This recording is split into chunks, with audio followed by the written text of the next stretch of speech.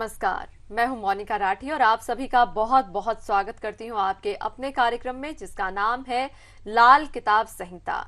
ये एक ऐसा कार्यक्रम है जिसमें हम आपकी खुशियों को आपके द्वार तक पहुंचाने के लिए हाजिर होते हैं।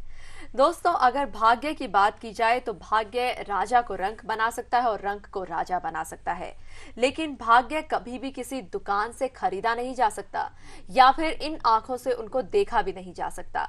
भाग्य को तो ज्योतिष की दृष्टि से महसूस किया जा सकता है, उसको देखा जा सकता है, उसको समझा जा सकता है, उसको बढ़ाया जा सकता है। तो एक बार फिर से ज्योतिष की दृष्टि से आपके भाग्य को और ज्यादा बलशाली बनाने के लिए, कुछ आसान से उपाय बताने के लिए, आपकी समस्याओं के समाधान देने के लिए हम यहाँ पर हाजिर हैं। और इस मुहिम में हमारा साथ देने के लिए है जाने माने ज्योतिष आचार्य श्री गौतम मोहन जी। अगर आप लोगों का कोई भी सवाल है, आप यहाँ पर हमें फोन कर सकते हैं, क्योंकि आचार्य जी अपने कीमती वक्त में से मात्र थोड़ा सा वक्त निकालकर यहाँ पर आते हैं। एक स्पेशल रिक्वेस्ट पर वो यहाँ आते हैं, तो मैं नहीं चाहती कि आप इस मौके को अपने हाथ से जाने दें।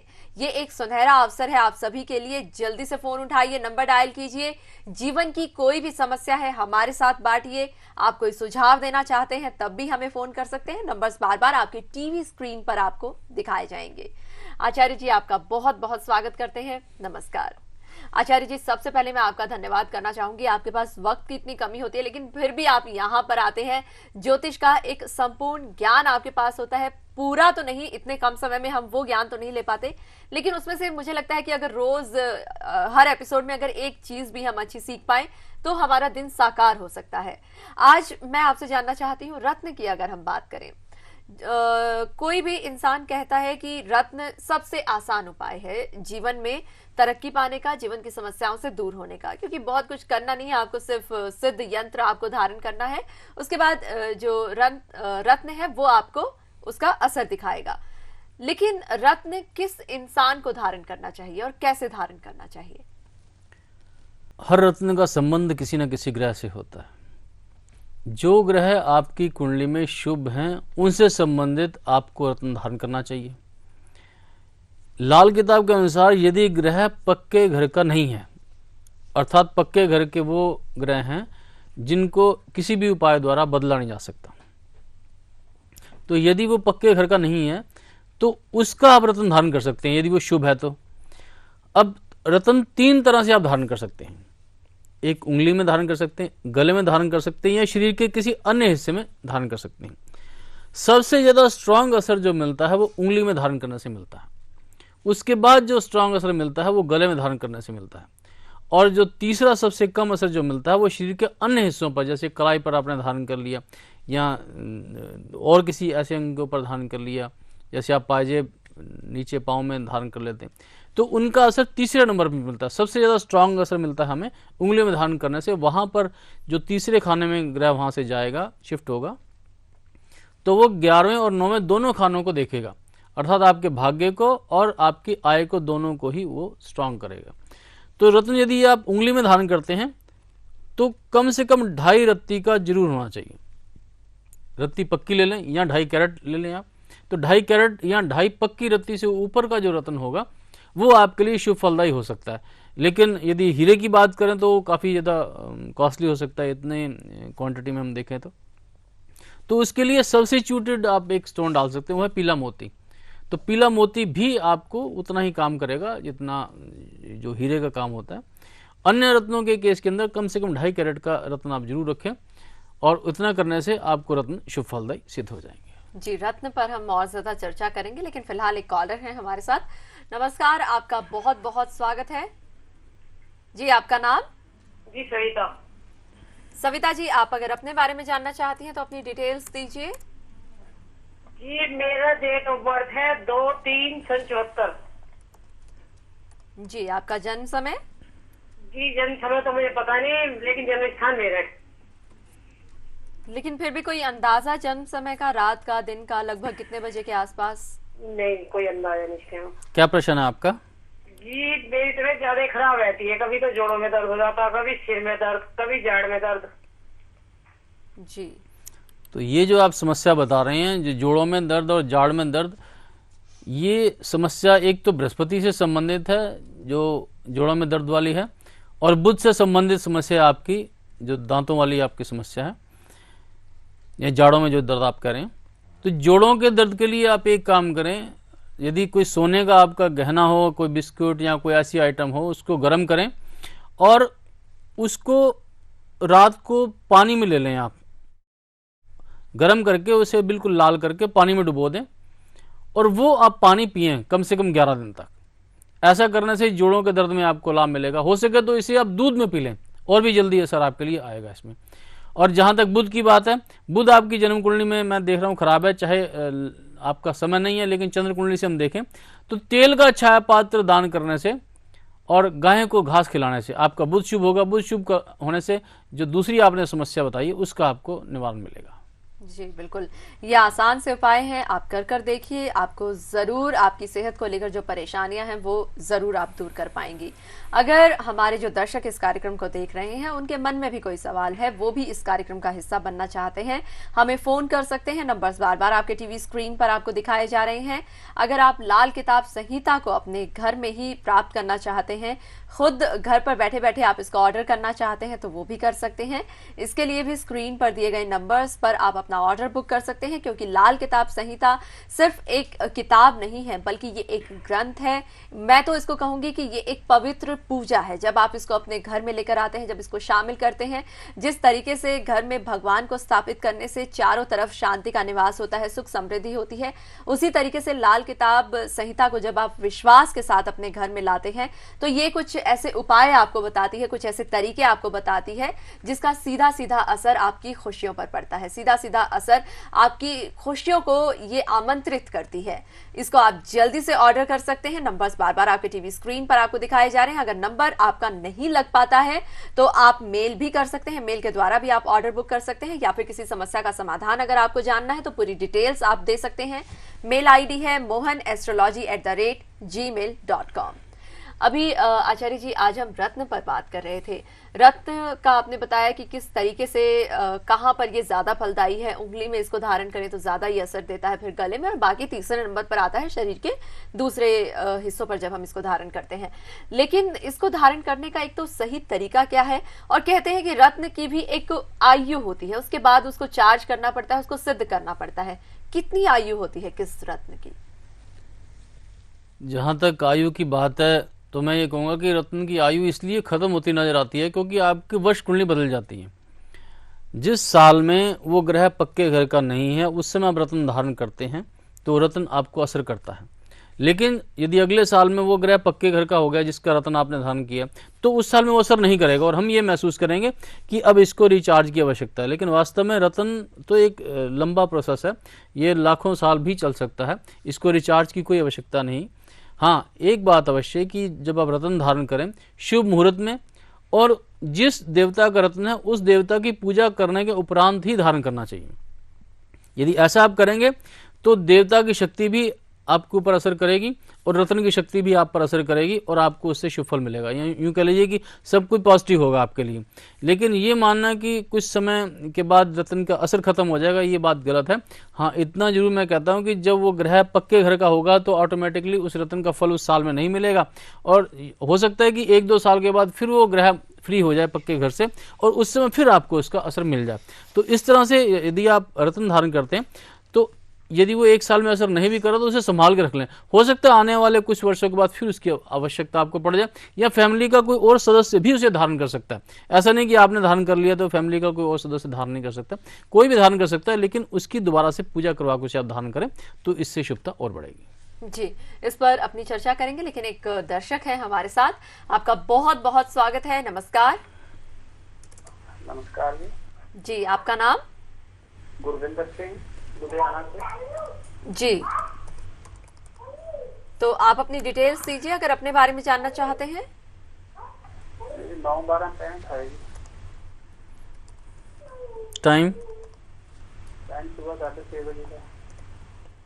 जन्म स्थान लुधियाना का है। बताइए क्या जानना चाहते हैं आप? मेरे को काम कुम कोई नहीं है, बिरला। अच्छा, काम के बारे में आप जानना चाहते हैं? हाँ जी। देखिए, शुभ व्यवसाय की बात करते हैं तो आपके लिए सरकार से संबंधित काम, राजनीति और ट्रेडिंग, इंजीनियरिंग के काम, मकानों के काम, ये सभी आपके लिए, बिल्डिंग के काम भी आपके लिए शुभ फलदायी हैं।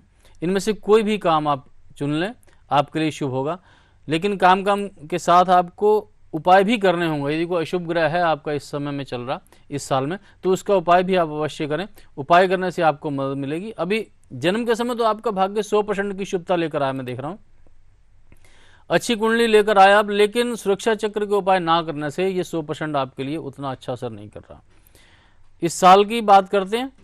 इस साल में आपका जो किस्मत है 9 दिसंबर 2012 से 22% पर आएगी, और उस समय राहु, सूर्य, केतु और मंगल 4 ग्रह आपके खराब होंगे।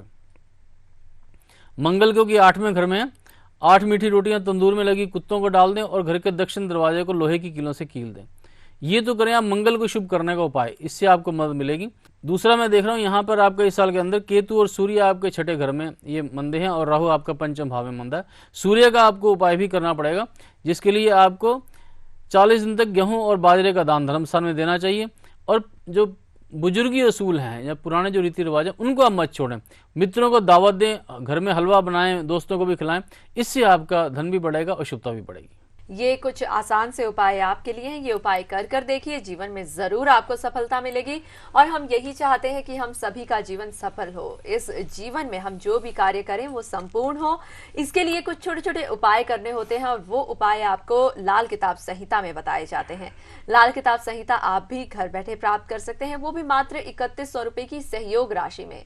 इतनी कम कीमत में आपको आपके 5 साल का भविष्य बताया जा रहा है। 5 साल में आपको क्या उपाय करने हैं, किस इंसान से बात करना आपके लिए शुभ रहेगा, या फिर किससे आपको थोड़ी दूरी बनाकर रखनी चाहिए, कौन सा रंग आपके लिए शुभ रहेगा, कौन सा नंबर आपके लिए शुभ रहेगा, क्या आपको खाना चाहिए, कौन सा दिन आपके लिए शुभ रहेगा, कितनी सारी चीजें आपको लाल किताब संहिता में बताई जाती हैं।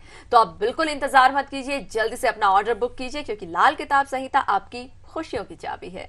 अभी आचार्य जी, जैसे कि आपने इनको कहा कि ये जो हमारे कॉलर थे, इनका ये साल कुछ इस तरह की परेशानियां लेकर आया है। इसी से जुड़ा, हालांकि आज हम रत्न पर बातें कर रहे हैं, लेकिन थोड़ा सा मैं टॉपिक से हटकर एक सवाल आपसे पूछना चाहूंगी।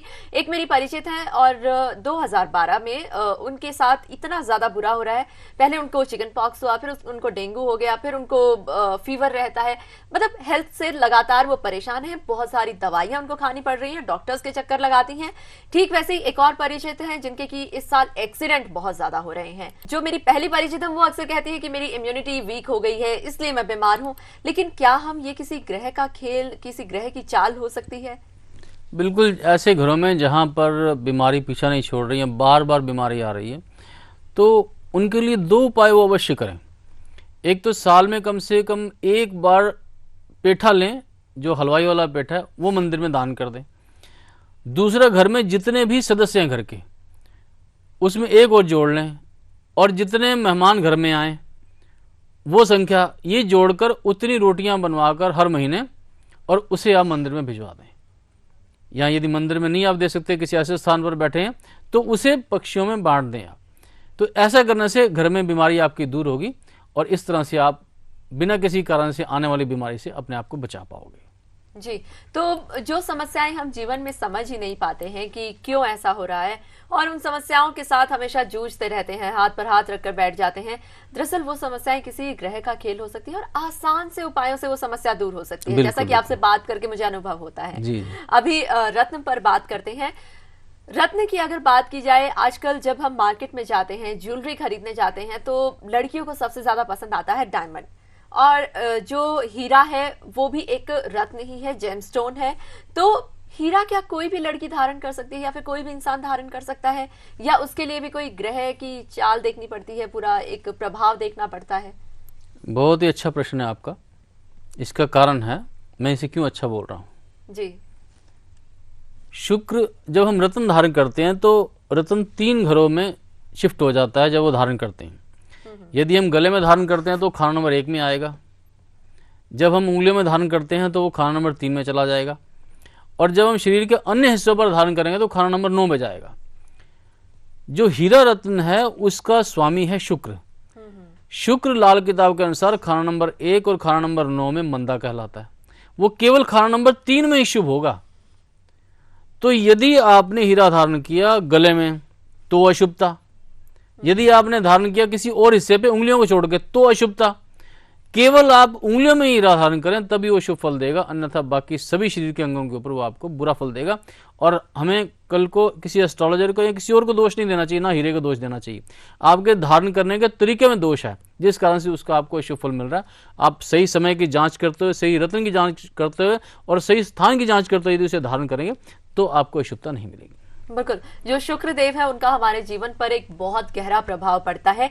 हीरा जरूर धारण करें, ये बहुत शुभ हो सकता है, लेकिन उससे पहले एक अच्छे ज्योतिष आचार्य के पास जाकर अगर थोड़ा कुंडली को दिखा लिया जाए तो वो और ज्यादा प्रभावशाली हो मैंने सकता बहुत सारे केसेस में ऐसा देखा है कि जिन्होंने हीरा गले में धारण किया या शरीर के किसी अन्य हिस्से में धारण किया उंगलियों को छोड़ के, बहुत सारे केसेस में तो वहां पति पत्नी के रिश्ते में दरार आ गई, कईयों में तो तलाक ही हो गया, ऐसी स्थिति बन के आई। जी। तो हीरा धारण करते समय आपको बहुत ही सावधान रहना चाहिए कि ऐसा ना हो कि कहीं आपका ग्रस्त जीवन इससे खराब हो जाए। दोस्तों, जीवन की परेशानियों से बचने के लिए, विघ्न बाधाओं से बचने के लिए, सफलता पाने के लिए, सुख समृद्धि पाने के लिए हम क्या कुछ उपाय नहीं करते, लेकिन वर्षों से एक विश्वसनीय उपाय है, वो है लाल किताब संहिता। आप इसके जरिए लाखों लोगों ने तो फायदा उठा ही लिया है, आप भी उन लोगों का एक हिस्सा बन सकते हैं, आप भी इसका फायदा उठा सकते हैं, जीवन में सुख शांति समृद्धि प्राप्त कर सकते हैं। यहां पर फोन कीजिए, आप ऑर्डर प्लेस कीजिए। इसके साथ साथ एक चीज और मैं आपको बताना चाहूंगी, अगर आपका फोन यहां नहीं लग पा रहा है, एक मेल आईडी है जिस पर आप अपनी समस्या कभी भी हमारे साथ शेयर कर सकते हैं, अपना ऑर्डर प्लेस कर सकते हैं, और वो मेल आईडी है mohanastrology@gmail.com। अभी आचार्य जी एक कॉलर है हमारे साथ। नमस्कार, बहुत बहुत स्वागत है आपका। हेलो जी। हाँ जी, नमस्कार मैम। जी, आपका नाम? मेरा नाम विकास भारद्वाज है जी, मैं लुधियाना से बोल रहा हूँ। जी विकास जी, आप अपने बारे में जानना चाहते हैं? हाँ जी मैम। आप अपनी डिटेल्स यहाँ पर दीजिए हमारे हाँ साथ। हाँ जी, मेरा डेट ऑफ बर्थ है जी 1/11/1985। जी। जन्म समय 10:35 PM। आपका जन्म स्थान? लुधियाना। लुधियाना। आप अपना सवाल पूछिए। और मैं अपने काम काज के बारे में पूछना चाहता हूँ कि किस तरह का काम करूँ कि मुझे ठीक रहेगा मेरी कुंडली के हिसाब से। आपकी जन्म कुंडली के हिसाब से यदि हम आपका व्यापार देखें तो ट्रेडिंग आपके लिए बहुत ही अच्छा है। राजनीति, सरकारी नौकरी, सरकारी व्यापार, नए नए आविष्कार, अनुसंधान, रिसर्च, ये सभी फील्ड ऐसी हैं जिनमें आप तरक्की प्राप्त कर सकते हैं। सबसे अच्छा तो फील्ड मैं ये देख रहा हूँ कि आपके लिए ट्रेडिंग का है। यदि आप राजनीति में जाना चाहें तो वहाँ भी आप जा सकते हैं, और यदि आप कोई रिसर्च का काम करना चाहें तो वो भी आप कर सकते हैं। कुल मिलाकर देखा जाए तो अच्छे अच्छे व्यवसाय आपकी किस्मत में लिखे हैं। अशुभ व्यवसायों की बात करते हैं तो कोई भी ऐसा क्षेत्र नहीं जो आपके लिए अशुभ हो। आपके लिए बाकी अन्य क्षेत्र न्यूट्रल से हो सकते हैं, लेकिन वो अशुभता की लिस्ट में नहीं आ रहे। इस समय के ग्रहों की बात करते हैं, देखते हैं कि आपके वर्तमान ग्रह क्या बोलते हैं। भाग्य आपका जन्म का कितना था? 27% आप जन्म का भाग्य लेकर आए, जहां पर केतु, शनि, गुरु और राहु और चंद्रमा ये ग्रह आपके मंदिर थे। धन को बढ़ाने के लिए जहां आप स्नान करते हैं उस पानी के नीचे चक्की का पत्थर रखकर उस पर स्नान करें तो आपका धन बढ़ेगा। इस साल के भाग्य की बात करते हैं, ग्रह तो अन्य भी हैं, लेकिन जो अशुभ ग्रह सभी की डिटेल तो बताना संभव नहीं होता है छोटे से कार्यक्रम में, लेकिन वर्षफल की डिटेल बताना मैं जरूरी समझता हूं, क्योंकि वर्षफल के अंदर आपका इस समय भाग्य 1 नवंबर 2012 से 18% पर है। कमजोर भाग्य है। यहाँ पर राहु, मंगल, गुरु, चंद्रमा और बुध यहाँ पर मंदे हैं। रात को दूध ना पिए, केसर का तिलक अवश्य लगाएं, इससे आपको शुभता मिलेगी। गुरु जो आपका भाग्य कारक ग्रह है वो यहाँ पर मंदा है, हमें गुरु को शुभ करना होगा। बड़ों का नाम पर दान करना आपके भाग्य को बढ़ा लेगा, और 600 ग्राम चने की दाल 6 दिन तक आप धर्म स्थान में दें, इससे आपका भाग्य बढ़ेगा। इसके अतिरिक्त मंगल, जैसा कि मैं बताता हूं, बड़ के पेड़ की जड़ में गीली मिट्टी, दूध, मीठे दूध से गीली मिट्टी करके उसका तिलक 40 दिन तक करें, बीमारी में आपकी रक्षा होगी। इस तरह से ये उपाय आप करें तो इस साल में भी आपका भाग्य बढ़ेगा। हो सके तो लाल किताब संहिता का सहारा लें, वहां से आपको जो उपाय मिले, जो वास्तु, फेंगशुई और भाग्य रत्न के उपाय मिले, उससे भी आप अपने भाग्य को बढ़ाने का हर साल प्रयास करेंगे तो आपको शुभता मिलेगी। जी आचार्य जी, ये तो इनके सवाल का जवाब हुआ, लेकिन बहुत से सवाल मेरे पास भी होते हैं। लाल किताब संहिता में रत्नों का किस तरीके से विश्लेषण किया गया है? कितने शामिल हैं लाल किताब संहिता में रत्न? लाल किताब संहिता में पहले तो जन्म के हिसाब से देखा जाता है कि क्या कोई रत्न जन्म कुंडली के हिसाब से शुभ बनता है डालना। उसके बाद आने वाले वर्षों के लिए, जैसे कि गोल्ड मॉडल के अंदर हमने 5 वर्षों का विवरण लिया, डायमंड के अंदर 10 वर्षों का लिया और जो प्लेटिनम वर्जन है उसमें 25 सालों तक का बताया गया कि क्या रत्न धारण कर सकते हैं किसी विशेष वर्ष में, यदि धारण कर सकते हैं तो कौन सा धारण करना चाहिए आपको और किस बॉडी के पार्ट के ऊपर आपको धारण करना चाहिए, ये सब विवरण आपको लाल किताब संहिता में मिलता है। जी, सब विवरण जो है वो लाल किताब संहिता में मिलता है। और रत्न की जब बात कर रहे हैं तो मार्केट में बहुत से रत्न उपस्थित होते हैं, अवेलेबल हैं, और वादा भी करते हैं लोग कि इससे आपकी किस्मत चमक जाएगी, भाग्य बदल जाएगा, या फिर लाल किताब के नाम पर भी बहुत सी किताब बिक रही हैं। लोगों का विश्वास कहीं ना कहीं डगमगा रहा है। ऐसे हालात में लाल किताब संहिता के बारे में आप क्या लोगों को मार्गदर्शन देना चाहेंगे? लाल किताब संहिता एक ऐसा पवित्र शास्त्र है या एक ऐसी पवित्र कुंडली बनाई गई है आपके लिए जिसमें 5 प्रकार की शक्तियों को इकट्ठा किया गया, अर्थात वैदिक ज्योतिष, लाल किताब, वास्तु, फेंग शुई और भाग्य रत्न। जो अन्य कुंडलियां मार्केट में देखते हैं लाल किताब की, उसमें केवल लाल किताब के उपाय या उसका कुछ फलादेश आपको कुछ हिस्से तक मिलता है। ये जो लाल किताब संहिता है लगभग जो डायमंड मॉडल है 300 से 400 पेजेस का है, और जो मार्केट में आप देखते हैं कहीं मिलता है आपको तो 50, 60, 70 पेजेस की या 80 पेजेस की आपको एक कुंडली मिलेगी।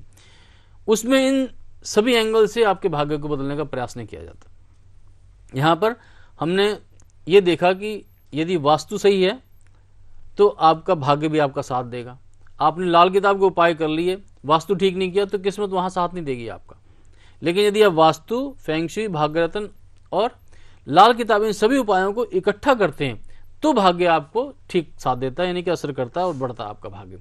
तो मेरा कहने का भाव केवल इतना ही है कि लाल किताब संहिता मार्केट में मिलने वाले सभी जितने भी ऐसी ग्रंथ हैं उन सब से अलग है। जितने भी ऐसे, ये एक ऐसे सॉफ्टवेयर से बनाया गया जिसमें लाखों गणनाओं को लेकर और हर चीज को इसमें कैलकुलेट किया गया आपके लिए आने वाले वर्षों में क्या आपके लिए अच्छा है, क्या बुरा है, क्या करना चाहिए, क्या नहीं करना चाहिए, और भी बहुत सारे ऐसे फैक्टर्स हैं जिनकी डिटेल आपको लाल किताब संहिता.com से मिल सकती है।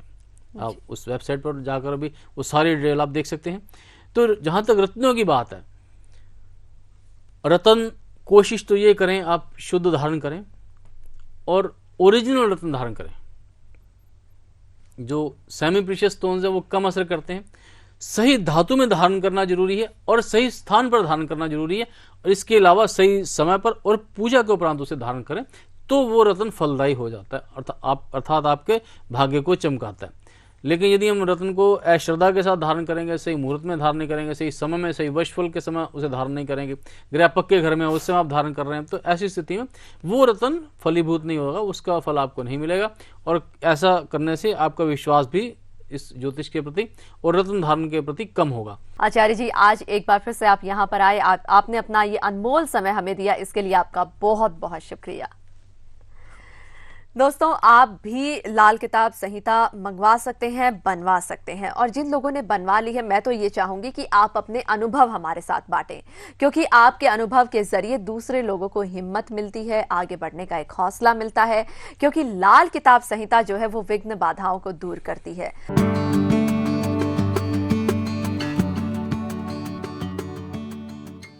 फिलहाल मुझे दीजिए इजाजत, और आप हमेशा हंसते रहिए, मुस्कुराते रहिए। नमस्कार।